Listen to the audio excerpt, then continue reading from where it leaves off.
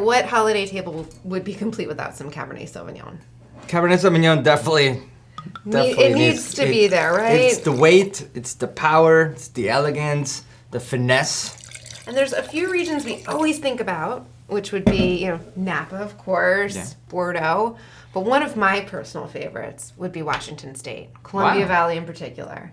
So I think what they're doing up there is just on par with the great Bordeaux varieties. Tell me more. Yeah, absolutely. So interesting soils. They have a lot of variety. They have some elevation.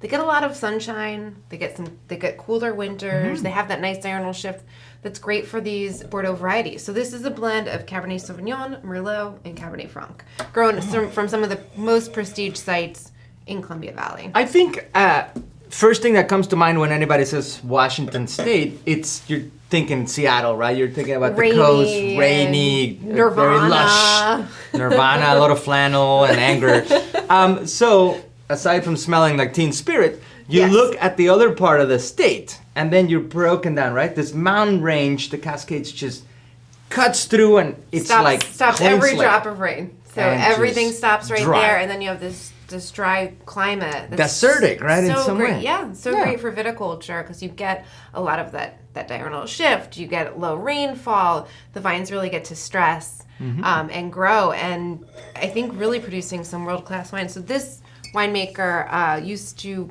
work at DeLille, and Chris Peterson's been named, one of the premier winemakers in Washington. I think it really comes through in these bottles, and this is his project. Really well made, elegant. Absolutely. It is not a deep and concentrated monster house that I expected. It tells a story, and there's a lot of layering, a lot of beautiful, lively acidity to it. And don't get me wrong, there's tannin, there's structure, there's a little cocoa, there's espresso. Yes. But it's not a deep, lush, kind of big, powerful hammer. It's one you can drink, dare I say, more than one bottle.